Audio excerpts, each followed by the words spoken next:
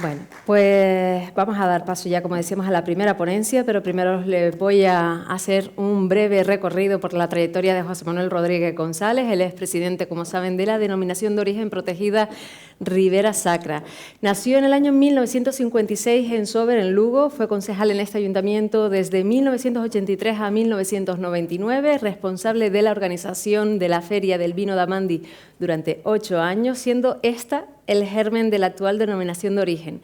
Y durante 8 años fue responsable de la primera bodega industrial de la zona, Rectoral de Amandi, que es un pilar fundamental de la actual denominación de origen.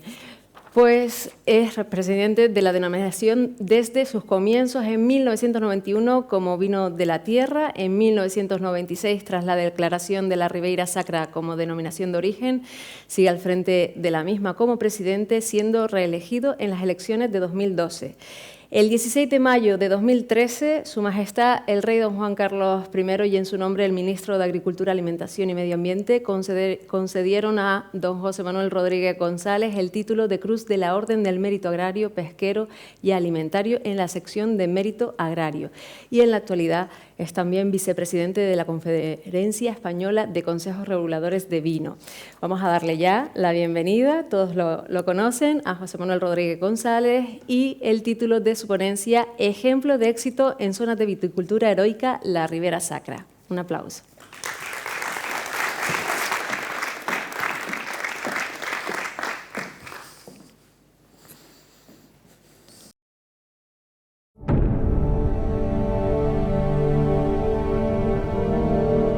Durante siglos, el hombre creyó en la tierra, y la tierra confió en el hombre. Este pacto, bendecido por el sol, el aire y el agua, heredado sin necesidad de contrato, se mantiene vivo a pesar del tiempo transcurrido.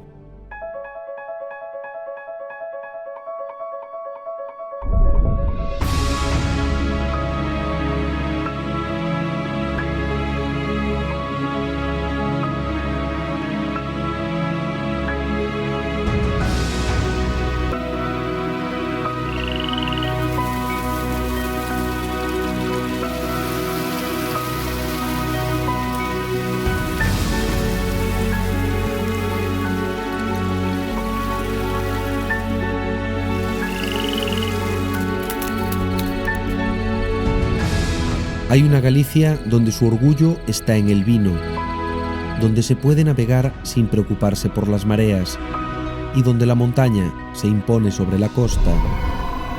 Es la Ribeira Sacra.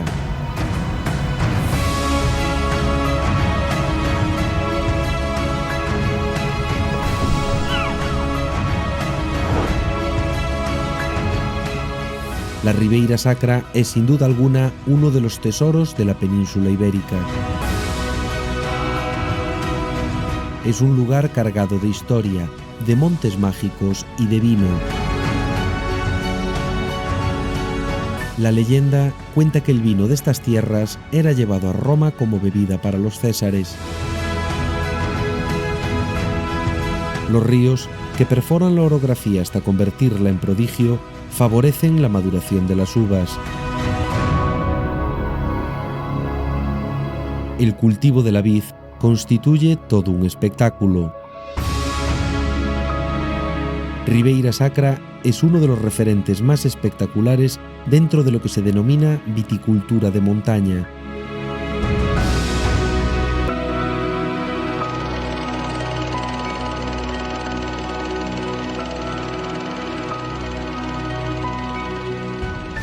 Esta denominación nace pois, con unhas iniciativas que comenzaron a desenrolarse lá por os anos 80, con unhas xentes nas 3 zonas que quedaron de viño máis, digamos, máis relevantes de todo este sur de Lugo, norte de Ourense, que foron Amandi, Chantada e Quiroga.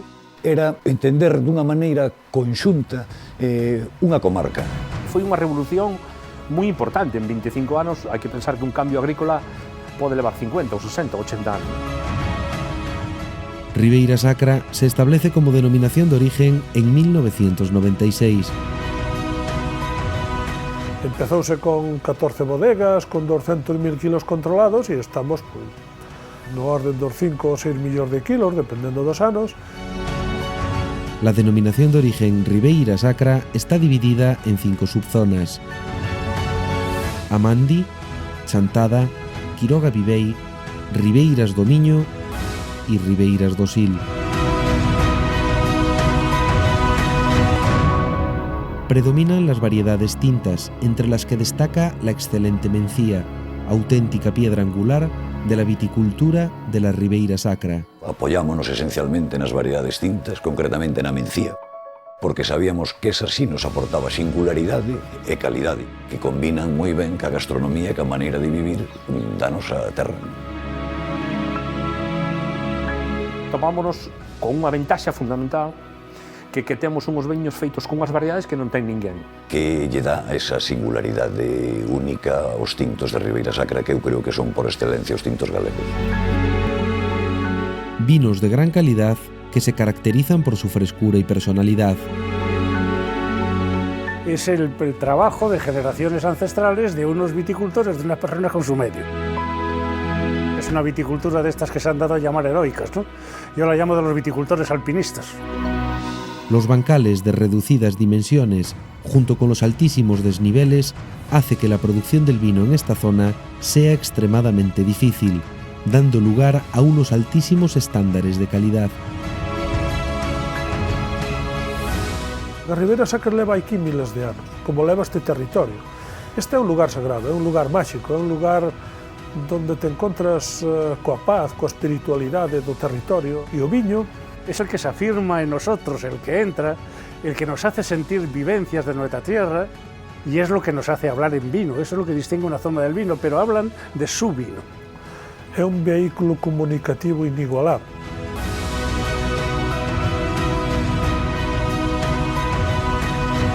O viño é un spot publicitario posto nunha mesa que está falando de todo o territorio, pero que fala do territorio con pasión. Fálache desde dentro, fálache con sensacións, o que estás vendo, o que estás olendo, o que estás saboreando. Digamos que é como unha inyección á vena da grandiosidade dun territorio. A denominación conseguiu poñer en valor a comarca e que Ribeira Sacra é un conxunto que leva ademais do viño, pois a paisaxe, o románico, a historia.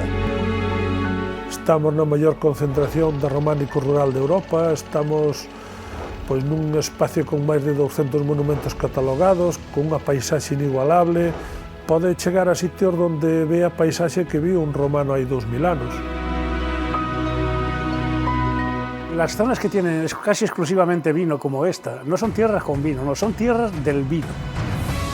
Forma parte de la propia personalidad de la Ribeira Sacra y eso es lo que tiene que proyectar hacia el futuro.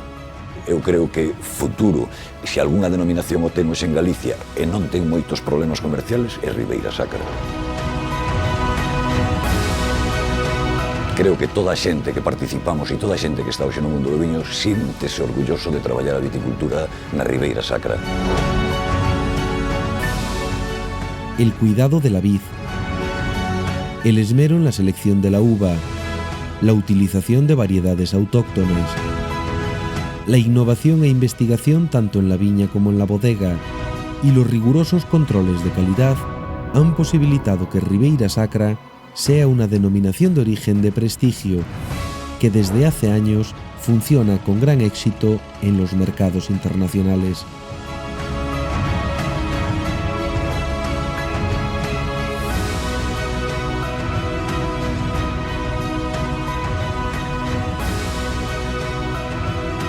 Ribeira Sacra moito máis que un viño.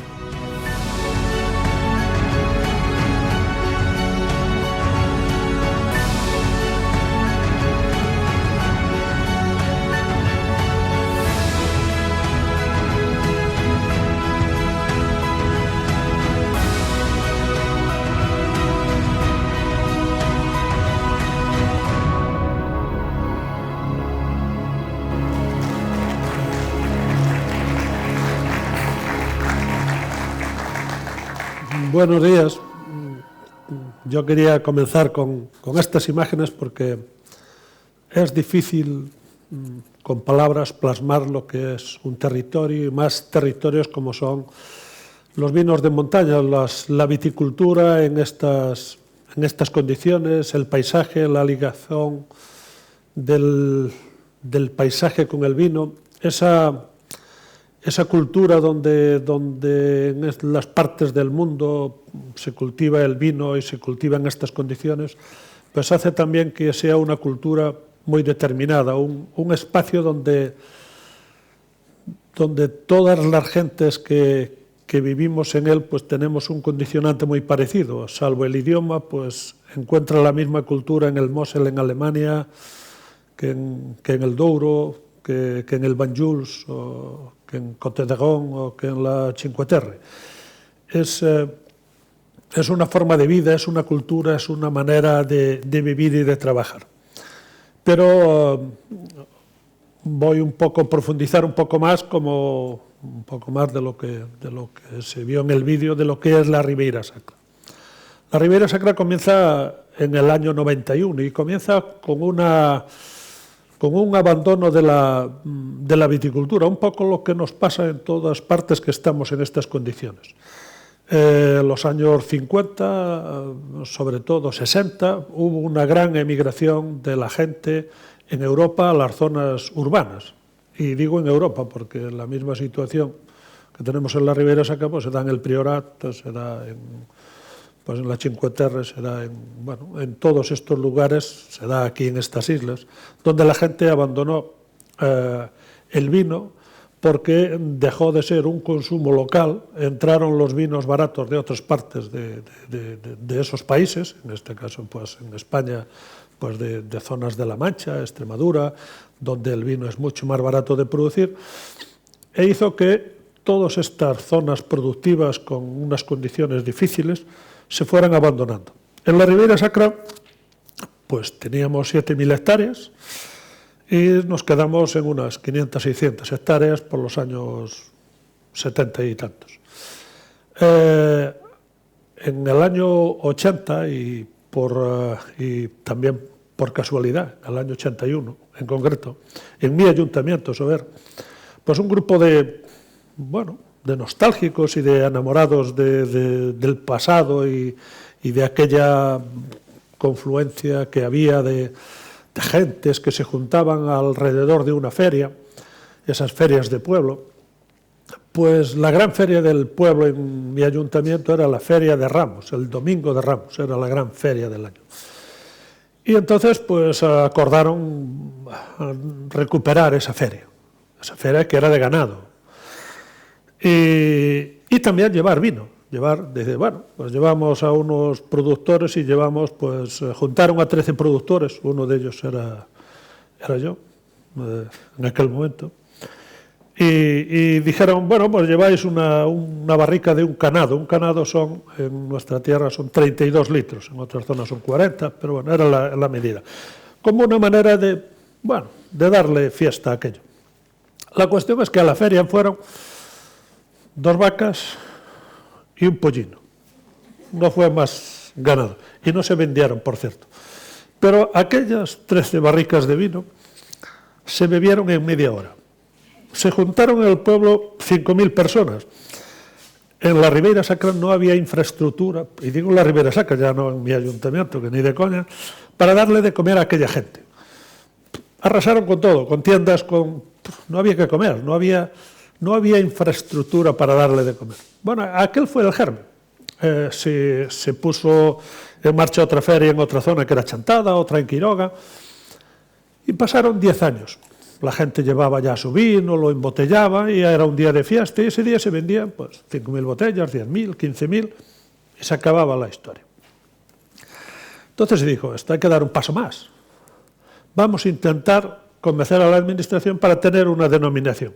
Hubo 2 bodegas que comenzaron a trabajar, una Val de Quiroga, otra Rectoral de Amandia, año 89, y se intentó poner en marcha la denominación. Nuestra denominación, como muchas de las iniciativas que se hacen, pues es una denominación que nace a pesar de las administraciones. A veces pues, las administraciones viven muy tranquilas sin tener que trabajar. Nos pasa a todos, está mejor sentados que currando. Y entonces, pues, hubo que lucharlo.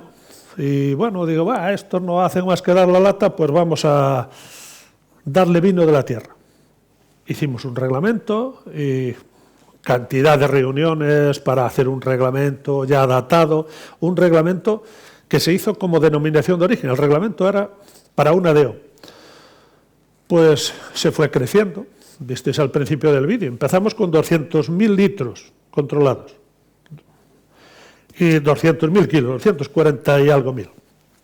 Y 14 bodegas pequeñitas y alguna grande, que bueno, una era ya la mitad de todo aquello, más de la mitad.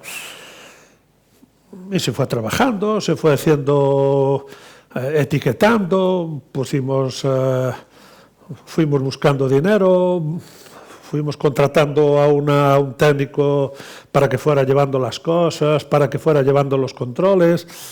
En aquellos tiempos pues tenía que los que estábamos al frente a volar una póliza personal para que el consejo tuviera dinero para ir funcionando. Y bueno, ya hacíamos 1,5 millones de kilos, íbamos creciendo, y le dijimos a la administración que nos tenía que dar la denominación de origen. No había manera de que lo firmara.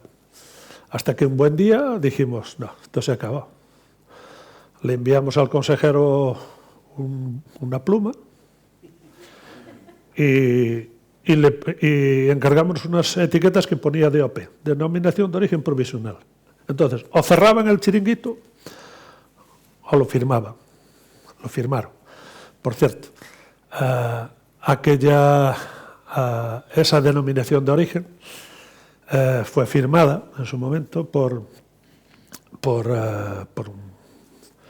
un consejero, bueno, que ahora no está, pero la de vino de la tierra la firmó el que hoy es líder del PP, Feijóo, que era director general en aquel momento con Romay Becquería en agricultura en Galicia, cosas de la historia.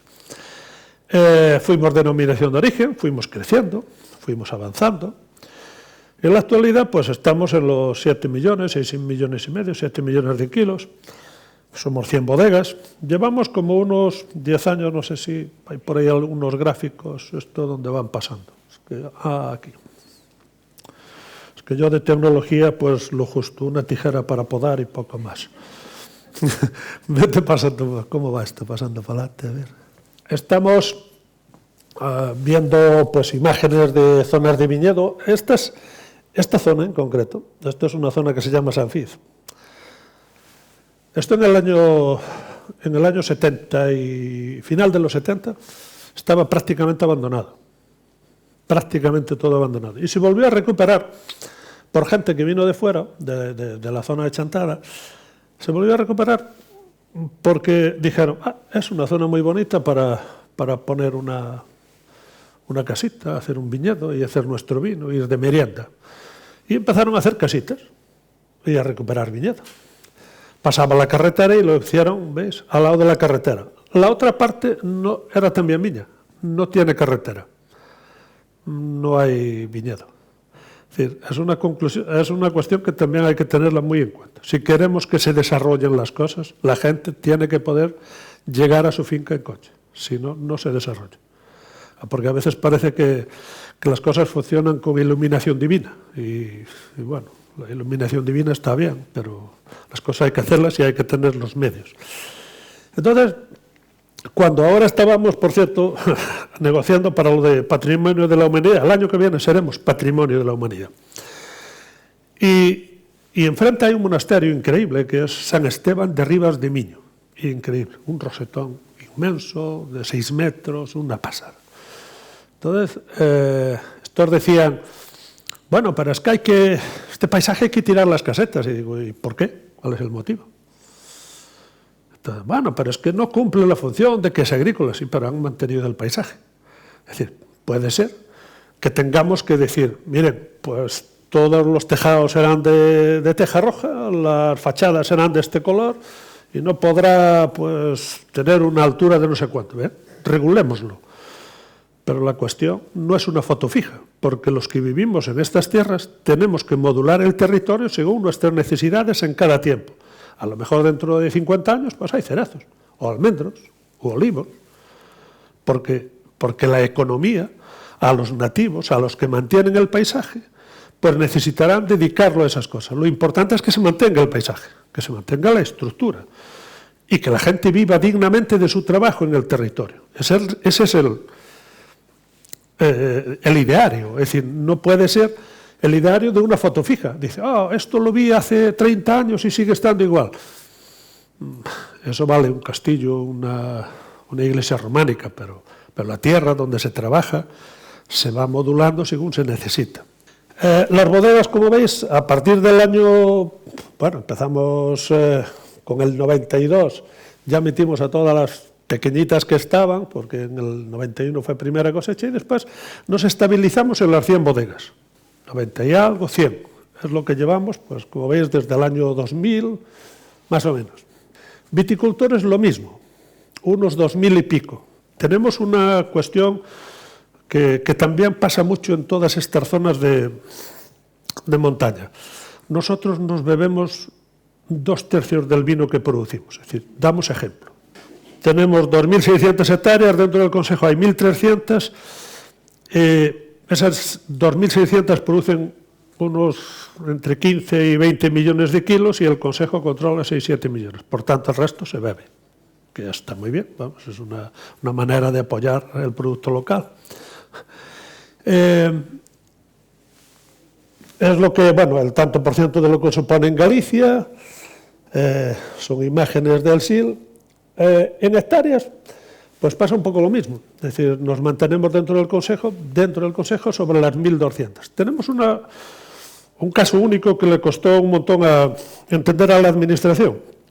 Tenemos 600 viticultores, como un 20% del total en extensión, que pagan la cuota del Concejo, pero no venden uva.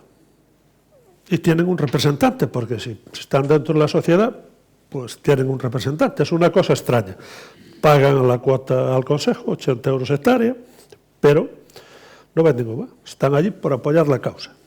Bueno, yo también soy socio del equipo de mi aldea, que es el Río Sil, llevo pagando 30 años y no he ido a ver un partido. Bueno, es una manera de colaborar con la sociedad. Pero en lo del viñedo parece una cosa más extraña. Es decir, pero bueno, es un caso que tenemos y que se mantiene. Veis zonas de construcción de bancales, todo esto se ha recuperado. Y hay casos donde incluso veis que han renovado los muros. Veis en esto de la derecha, pues encima de por debajo de la carretera, que han renovado los bancales. Por cierto, ahí por debajo tengo yo parte de mis viñas. Otros paisajes, parcelas. Las parcelas son tremendamente pequeñas. Esta es una imagen de una zona que algunos que habéis venido a la Ribeira Sacra conocéis, en la Ribeira de Doade. Yo soy de esa parroquia. Y una de mis viñas está por ahí abajo.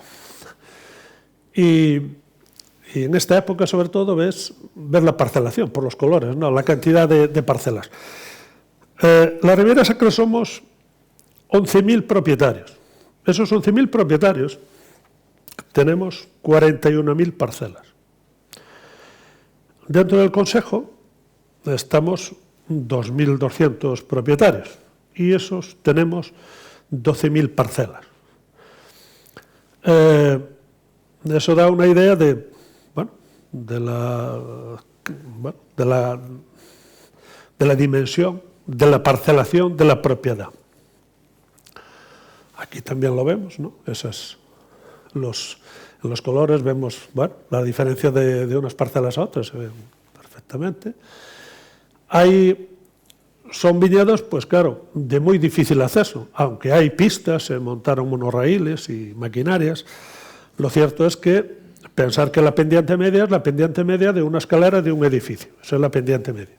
Entonces, imaginémonos que no funciona el ascensor, que vivimos en el 7º y que hay que subir y bajar al 7º, por unas escaleras perfectas. En el viñedo no es así, es decir, pero eso solamente, si es una placa tiene 3 metros, pues solo que sean 30 metros iría al 10º piso. Y 30 metros, pues bueno, yo tengo una viña a la que tengo que, con una manguera, bajar para dar tratamientos, y hay 100 metros. Pues nos da la idea de la altura de lo que hay que mover. Tenemos dos viñas que salen en los medios de comunicación mucho, que hay que vendimiarlas en barca y acceder en barca, que es una de esas imágenes. La mecanización, pues como pasa en zonas como la Cinque Terre o el Valais, pues en muchos sitios lo único que hay es poner un montacargas, no hay ninguna otra opción. Es la mecanización única posible en territorios como estos. El clima es un clima muy continental, donde pues tenemos una pluviosidad en el Sil sobre los 900 litros, en el Miño sobre los 1200, pero en verano, en los meses de verano, podemos pasar 3 meses que no cae ni una sola gota de lluvia. Son veranos tremendamente secos. Y este año sucedió algo que pasa en el sur de España, que es que cuando la temperatura se mantiene por encima de los 35 grados seguidos y rondando los 40, las cepas se bloquean. Pues eso nos pasó en algunas zonas este año, con lo cual la maduración en sitios que eran de muy buena maduración, pues se convirtieron en zonas de menor maduración por la alta temperatura, porque las cepas se bloquearon y no transformaron azúcar, algo que le pasa pues habitualmente, por ejemplo, en Condado de Huelva, por poner un ejemplo. Y también tenemos zonas de viñedo pues que nieva. No todos los años, pero en algunas ocasiones nieva y da imágenes pues como esas. Pues el suelo es de una acidez elevada, somos como un pequeño continente. La Ribera Sacra en suelos tenemos desde pizarra a granito, esquistos, tenemos zonas de arcilla y hasta tenemos una zona en el Valle de Quiroga que es como Graves en Burdeos. Es grava de aluvión. Lo cual hace también que allí tengamos a todos esos enólogos que quieren hacer cosas diferentes, pues tienen pues un espacio para hacer un poco lo que les dé la gana. Y aterrizan pues gente haciendo cosas interesantes y también aterrizan mucho poeta con mucha poesía. Pero bueno, todos ayudan en su forma de ver las cosas. Aunque la mayoría, como digo, la mayoría es pizarra, la mayoría de todo lo que hay ahí es pizarra. Nuestras variedades más utilizadas, pues nosotros somos tinto, en Galicia somos tinto. Galicia es blanca, salvo la Ribera Sacra que es tinto. Nosotros somos el 90% tinto. Este año alcanzamos el 10% en blanco. Vamos creciendo como un 1% en los últimos años. Estábamos en un 7%, este año vamos a estar prácticamente en el 11%. Pero somos tinto al 90%. Y somos vino joven también al 90%. Hacemos cosas en barrica, tanto en blancos como en tintos, muy, muy valorados, pero somos tinto y tinto joven preferentemente. Y nuestras dos grandes variedades son en tinta la Mencía y en blanca la Godello. Y después pues, se complementan con la Brancellao, la Sauzón, el Caíño, el Tempranillo. Cuando habláis, por ejemplo, aquí de la Forastera, que bueno, como nombre la verdad no está muy acaído. Pero bueno, nosotros en la Ribera Sacra, la Tempranillo, le llamamos la Castellana. Es decir, que tampoco se profundizaron mucho, porque era una variedad que venía de Castilla. Y entonces le llaman la Castellana. En Monterrey le llaman la Araúxa. Pero bueno, es la Tempranillo. Esas cosas de cambiar los nombres, pues es una cosa muy concurrente en los diferentes lugares. Godello, pues la Mencía es el 85% dentro de las tintas, casi el 90% está llegando. La Godello también es el 80 y tantos % en blancas, pero después hay Treixadura, Dona Branca, Loureira, Torrontés. Y después se hacen cosas, vinos monovarietales de variedades de estas minoritarias, Merenzao, Brancellao, Loureira, no sé qué, con diferente éxito. Para esos opinadores que opinan siempre cositas raras, extrañas, el que hace el triple salto, no sé qué, son unos vinazos tremendos. Yo recomendaría primero que los probarais antes de comprarlos. Como consumidor no puedo decir otra cosa, porque a veces alguno 90 y no sé cuántos puntos en no sé qué guía, y si coges delante al que lo hizo y al que te lo vendió le rompes la botella en la cabeza. Pero bueno, esas son cosas que nos pasa a diario en el mundo del vino. Pero en todo caso, el mercado es el que decide. El espacio de una denominación es regular, el origen de la uva, y después el mercado te irá diciendo a dónde vas. Pero también aquí hay que tener mucho cuidado. Hay las variedades que se van con todo el mundo. Hablando así clarísimo, me recuerdo uno de los que salía en el vídeo, algunos conocéis, a José Luis Hernán Mañas. Hace 30 años pronunció una conferencia en El Bierzo, no era en Cacabelos, en Vega de Valcarce. Y entonces fui con él. Le debían tener mucho respeto porque si no le pegarían unas hostias. Porque el título de la conferencia era El Bierzo se va de putas. Ese era el título. El Bierzo en aquel momento decidió qué hacía y decidieron abrir la mano. Entonces se permitió todo. La Traminer, la Chardonnay, no sé, todas.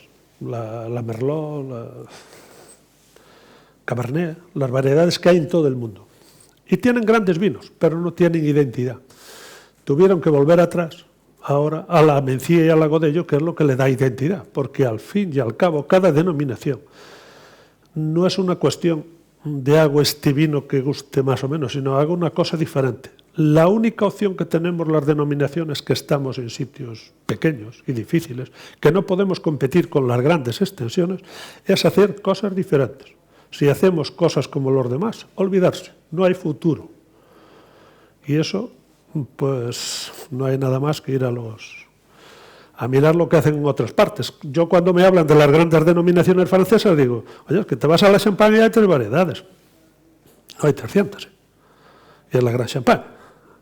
Es decir, que cada uno tiene que ser fiel a su tierra, a su estilo, a su tipo de vino. Y eso tendrá futuro. El que quiera hacer en este mundo dinero fácil y en corto espacio de tiempo está en sitio equivocado. Tiene que dedicarse a otras cosas. Este es un racimo de Mencía.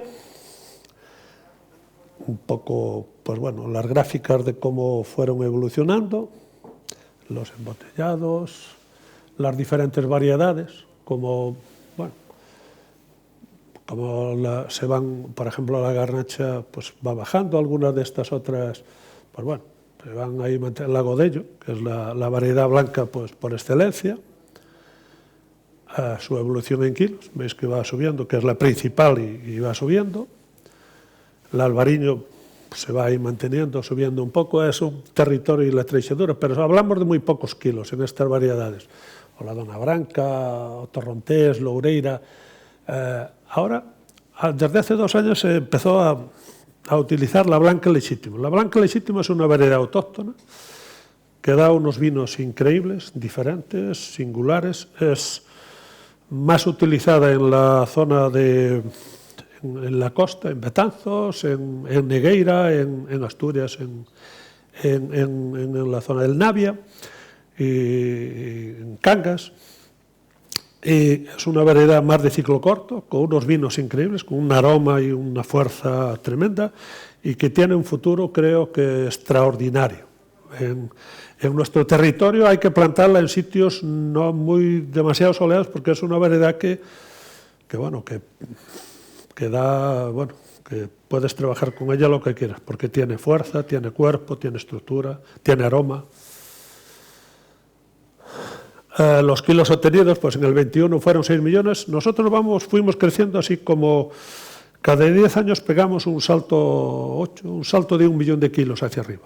Pasamos 5 o 6 años consolidándose y vuelves a pegar otro salto. Estamos en ese espacio de pegar el salto y estabilizarnos por encima de los 7 millones de kilos. Los proveedores,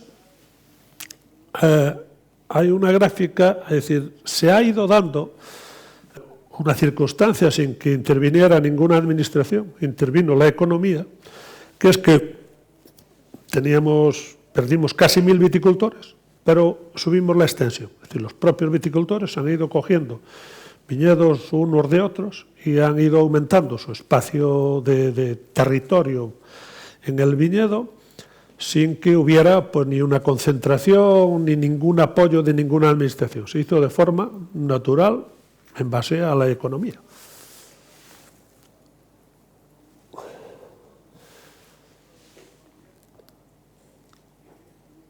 Tipos de vino, pues tenemos una tipología que son los humo, que son los que se hacen pues con las variedades preferentes y con unas condiciones en grado, en acidez, pues diferentes, y después están, digamos, los otros vinos, pues en estos elaborados con un 70% de mencía o mezcla de variedades con un 85% de variedades preferentes. Pues se hizo una línea para esas elaboraciones de diferentes tipos, de esos que, yo quiero hacerlo en una vasija no sé, pues como aquí hay alfarerías pues de barro, otro yo quiero meterlo en no sé qué. Digo, bueno, pues tenemos que buscar una categoría para esas cosas, pues el mercado dirá. Entonces le puso vino de Garda, que es como si se ocurre ponerle otro nombre, es decir, al final no es nada más que elaboraciones diferentes para que tenga una cabida y puedan salir al mercado con una diferenciación. No es una cuestión de una cualidad especial, sino que, bueno, tipos de elaboraciones. Es una manera de buscarle una salida a eso. Aunque lo importante es que hagas un buen vino, tu marca sea, pues la prestigies tú, y después que sea Sumum o no Sumum, eso lo va a decidir el consumidor, porque tú estás poniendo un vino de alto nivel en el mercado. Y un ejemplo, nuestra denominación es, nosotros una de las bodegas que tenemos es Dominio de Viveis. Si os hablo de Dominio de Viveis, pues a alguno le sonará, a otro no le suena a nada. Ahora, si digo que son los dueños de Carolina Herrera, Purificación García y Bimba y Lola, entonces ya toda la sala sabe quién es esa gente. Bueno, pues esos son oriundos de Manzaneda. Y como son gente del diseño, pues su vino es todo Sumum. Bueno, hacen una selección, aquello es una cosa increíble. Pero con sus etiquetas consideran que pega mejor en la botella, que viste mejor, pues la contraetiqueta de segunda del Consejo, del vino genérico, que es marrón. Bueno, pues le ponen el marrón. El vino lo venden igual. Por eso digo que a veces cuidado con pensar que porque ya ve esto ya va a ser no sé qué. Lo que vaya dentro de la botella tiene que responder, siempre. Pues tenemos controles en vendimia. Nosotros en vendimia hacemos controles en cada bodega, controles en los viñedos, de rendimientos, de entrada de uva. Todas las partidas de vino que salen, todas, absolutamente todas, pasan una cata y una analítica, todas. Y se le hace un control después de embotellado para verificar que efectivamente es lo mismo que se metió en la botella. Tenemos el panel de cata pues, que está preparado para acreditarse por ENAC, pero no lo hacemos, porque ENAC, el Consejo Regulador está acreditado por ENAC, fuimos el cuarto de España en acreditarnos. La Conferencia Española de Consejos Reguladores eso lo tiene paralizado, porque para ENAC el vino es como un tornillo, y el vino no es un tornillo. Entonces para ellos tiene que ser una cosa, este calibre, y el vino es organoléptico, son sensaciones, no puedes quitar del vino esas sensaciones olfativas, gustativas, porque esa es precisamente la diferencia que tenemos de un vino a otro, porque si no, el vino es tinto, es un brebaje hidroalcohólico tinto blanco. Es decir, no, eso no puede ser. Y entonces estamos ahí con ENAC, que están cambiando cosas precisamente para poder hacerlo. Pero el comité de cata tiene cursos de reciclaje y la verdad es que es un grupo increíble porque no cobran, se trabajan, van a las catas, se les paga el kilometraje, que menos que pagarle el combustible, pero están dispuestos a ir a cursos de reciclaje, a ir a catas asiduamente. La verdad es que es un grupo increíble. Los parámetros en acideces y dióxido de azufre, en volátil de todos los vinos, pero esto es más o menos todos parecidos. La garantía que llevan las precintas, somos uno de los países asociados al CERVIN, fuimos de los primeros que comenzaron con el CERVIN en Aosta hace 30 años. Y así por arriba, digamos que esto es lo que os quería decir de la Ribeira Sacra, un paisaje que que os recomiendo también que veáis si tenéis tiempo. Y ahora de remate vais a ver un vídeo, pues cómo se hacen vendimias en la Ribeira Sacra, y si queréis venir, pues venís como al Douro. En el Douro pagan por ir. Nosotros hasta nos cuesta encontrar a gente para pagarles, una cosa así, más complicada. Pero bueno, estamos intentando que hagan como en el Douro, es decir, que vengan y paguen a mayores por vendimiar.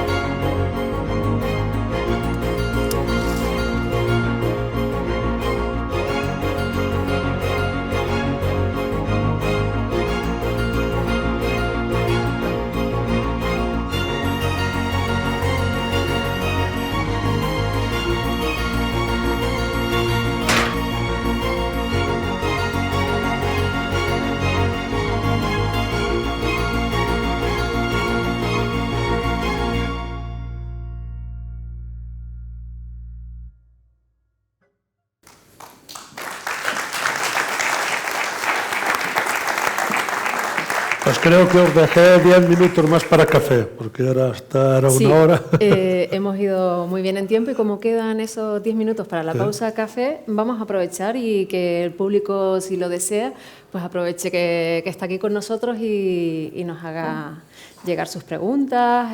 No sé, después de esta ponencia tan interesante, ¿alguien quiere preguntar algo? Sí, Manuel. La verdad que el vídeo es importante, ¿no? Pero viendo el último vídeo, jóvenes veo muy pocos, uno o dos creo que salen. Tienen el mismo problema que está sucediendo en toda Europa, ¿no? De relevo generacional, de que la juventud crea y apueste por un trabajo digno como es la viticultura. Yo soy bastante polémico en eso. No creo, ayer hablábamos, ni en el cambio climático ni en el relevo generacional. Creo que no se utiliza bien el idioma. La cuestión es si la actividad es rentable o no. La Ribeira Sacra está creciendo, está generando puestos de trabajo.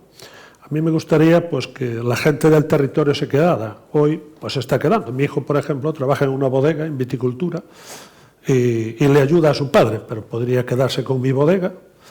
Por cierto, me jubilé ayer, así que podría quedarse con mi bodega, y, que es su bodega, y con los viñedos, pero no es su ideario de vida. Su ideario de vida es tener un sueldo, trabajar esos días y cobrar un sueldo y punto. Pero hay una bodega en viticultura que le está dando ese trabajo. Es decir, la viticultura es rentable. La cuestión no es si la gente aquí se queda o no se queda, sino que ponga en marcha una actividad agraria que sea rentable, que la gente viva dignamente de su trabajo, que pueda tener una familia, que tenga sus medios y que el espacio donde vive tenga las mismas condiciones para vivir. Es decir, lo que no puede ser es que porque yo viva en una aldea o donde sea, no tenga acceso a internet, no tenga acceso a... pues no sé, no tenga un transporte para que mis niños, si los mando al colegio, tengan que pasar una hora en un autobús para desplazarse 10 kilómetros porque el autobús va haciendo un itinerario por todo el ayuntamiento. Esa es una cuestión que a veces a nuestras queridas santas administraciones les cuesta entender. Es decir, la gente que vive en el rural tiene que tener las mismas condiciones de vida que el resto. Uno de los argumentos, es un ejemplo que os vais a reír, pero que les sentó fatal cuando estábamos hablando del tema del patrimonio de la humanidad.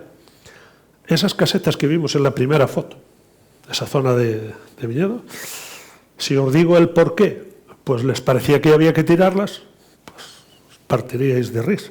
La cuestión es que consideraban que esas casetas no cumplían la función porque tenían una cocina y un baño. Y entonces yo les dije que la gente de aldea, en el siglo XXI, igual que la gente de la ciudad, pues para ir a hacer nuestras necesidades fisiológicas lo hacíamos en un baño, que no lo hacíamos ya de campo, que si íbamos por el campo pues lo hacíamos como todo el mundo, pero que nosotros también lo hacíamos en un baño. Y claro, lo dije públicamente y me dije, joder, te has pasado, no sé qué. Digo, a ver si lo entiende todo el mundo, a ver si entiende todo el mundo que en el rural tienes que tener las mismas condiciones de vida que en la ciudad, porque somos todos ciudadanos, todos vivimos en el mismo lugar, en el mismo espacio natural, en el mismo mundo, pagamos los impuestos y por tanto tenemos que tener las mismas condiciones. Es una de las cosas que le falta a veces en el rural. Y entonces decimos, es que la gente se va, pero se va porque no le das medios. Y a veces se va a un sitio peor, sí, pero va buscando algo mejor. Allí sabe que tiene opción de tener algo mejor, aquí ya sabe lo que va a tener, porque pasa un año, pasa otro año y no hacemos nada, las carreteras con unos baches que ni con un todoterreno, no tenemos alcantarillado, el agua tenemos que buscarnos la vida, siempre problemas, es que no hay dinero, después hay dinero para 40.000 fiestas. Es decir, es una cuestión en esto, de que el relevo generacional, esa es una cuestión sin mayor historia. Tú haz rentable la actividad. Si mañana llega a La Gomera General Motors y necesita 10.000 puestos de trabajo para montar aquí una fábrica, vienen de todas partes a trabajar. Si le dan un sueldo importante y unas condiciones importantes. O llega una bodega no sé qué, no sé cuánto, que monta una estructura no sé qué y necesita gente para trabajar. Le paga un buen sueldo y vendrán a trabajar. Es una cuestión de actividad económica. Yo me tropecé en el aeropuerto hace 2 semanas con un chico que es vecino mío, es bombero y está en el aeropuerto de La Gomera. Pues mira que no tendrá sitios desde Marín para ir a trabajar de bombero. Pues está en La Gomera. Sí, muy simplificado, es como decía al principio de la intervención, que para que exista desarrollo debe haber acceso y debe haber medios. Tan simple. Es que no hay otro. Bien, ¿alguien más? Sí, por aquí, Felipe. Me gustaría entender que después de ese desarrollo en la parte de industria y de la viticultura, ¿hay algún desarrollo en la parte turística relacionada con el enoturismo en este momento en Ribera Sacra? Pues sin duda ninguna. Eso creo que fue algo que pasé por alto y es lo más importante. En estos territorios la viticultura es el elemento dinamizador, es el espolón que hace posible que el resto se desarrolle. Si no hay viticultura y espacio natural, no hay turismo. La Ribera Sacra en el año 30, cuando hablé de la feria hace 30 años, en el 80, la primera feria en el 81, sí. Pero denominación de origen en el 90, vino de la tierra 91, la Ribera Sacra había la primera casa de turismo rural de Galicia, que es Torre Vilariño. Hoy hay más de 200.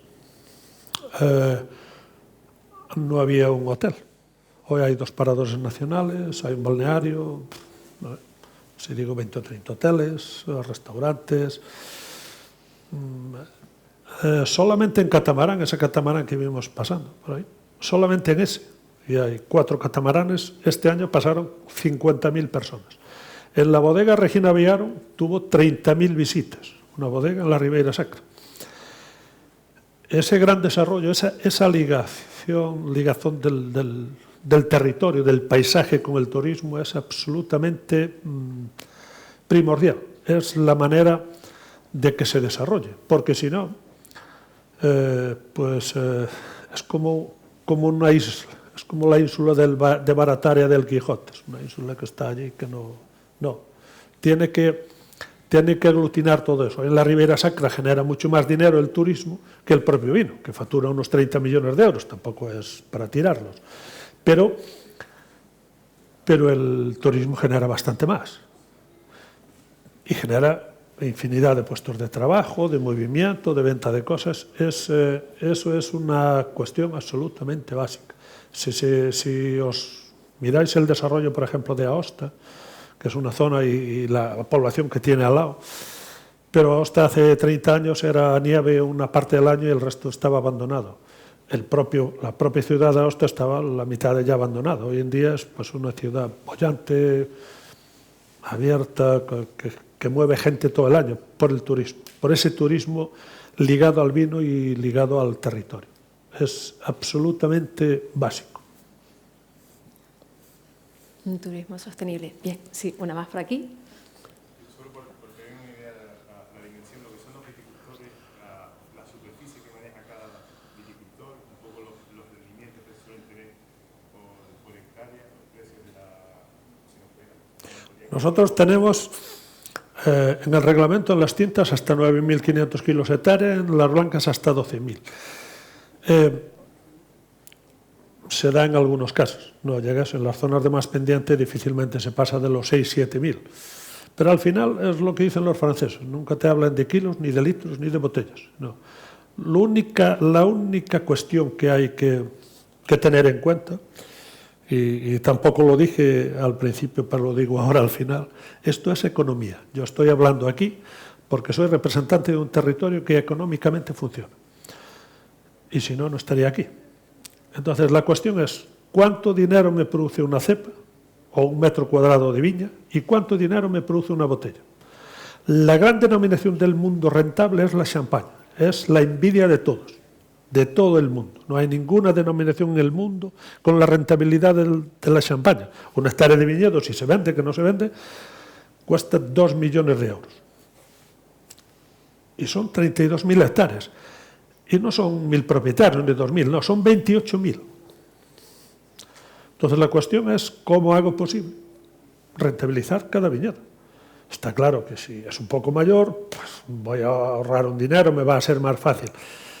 Pero la cuestión de rentabilidad en territorios como esto no hay que priorizar, digamos, en hacerlo más grande, no sé, hay que priorizar en rentabilizar, en hacerlo ser más singular y venderlo más caro. No hay otro camino. Si no somos capaces de hacer eso, imposible, porque por muy grande que seas, eres pequeñito. Es decir, las Riberas Sacras son dentro del Consejo 1.300 hectáreas. En el sur de España hay multitud de fincas con esas dimensiones. Una hectárea en un sitio en pendiente tiene de manos de obra entre 2.000 y 2.500 horas. Es decir, 2.000, 2.500. Bien. En La Rioja, en la Ribera del Duero, hablamos de 400. Por tanto, en esa comparación vamos a salir perdiendo siempre. Nosotros la rentabilidad la tenemos que tener en el producto, en ponerlo en el mercado, en diferenciarlo y no tener miedo a cobrarlo. Ahora, hacer una buena cosa. Tampoco puede ser que yo como lo hago aquí ya me lo van a comprar. No. Yo lo hago aquí y lo hago muy bien. Exquisito. Después lo cobro. Muy bien, pues vamos a aprovechar que ya son prácticamente las 11 en punto. Hacemos la pausa para el café y volvemos en 15 minutos para continuar. Muy bien. Muchas gracias. A ti.